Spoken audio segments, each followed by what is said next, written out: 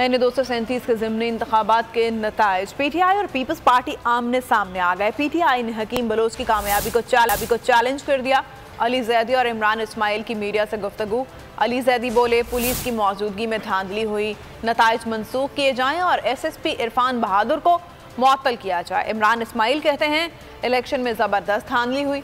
आसिफ जरदारी और बिलावल समेत कोई भी इमरान के सामने इलेक्शन लड़कर देख ले, मुल्क के किसी भी हिस्से में कोई रहनुमा इमरान के सामने इलेक्शन नहीं जीत सकता। पीपल्स पार्टी के रहनुमा सईद गनी का भी पलटकर वार बोले, PTI ने आज तक अवाम का फैसला तस्लीम नहीं किया। PTI का मसला है, जहां शिकस्त खाएंगे वहां नहीं मानेंगे। उनकी हुकूमत धांधली करके आई थी। करने के माहिर हैं जो पकड़े गए रंगे हाथों। 15 लड़के अंदर आते थे और वो बैलेट पेपर फाड़ के अंदर डालते थे। मैंने ये भी डिमांड किया कि ये जो SSP है इसको सस्पेंड किया जाए और ये जो RO है इसके खिलाफ इंक्वायरी की जाए। जहाँ पर ये कराची में हारे हैं उस अपनी हार को तस्लीम करें। PTI ने आज तक कोई फैसला जो उनके मिजाज के खिलाफ हो उसको तस्लीम नहीं किया।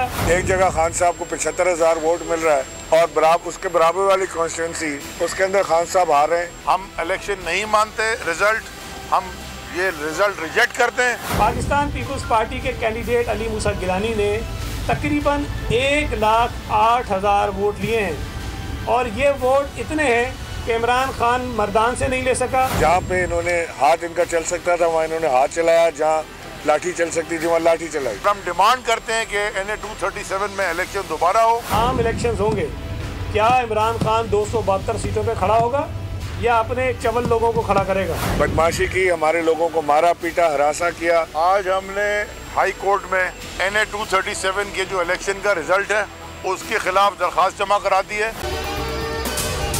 अगर आपको ये वीडियो पसंद आई है तो हमारे चैनल को सब्सक्राइब करें और बेल आइकन को प्रेस करें।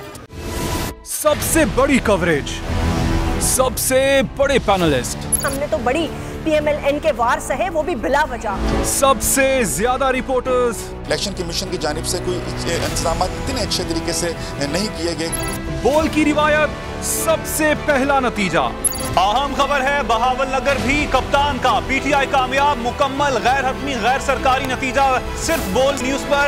लम्हा बा लम्हा इलेक्शन की खबर सिर्फ बोल पर। सब्सक्राइब करें और बेल दबाएं ताकि कोई खबर रह न जाए।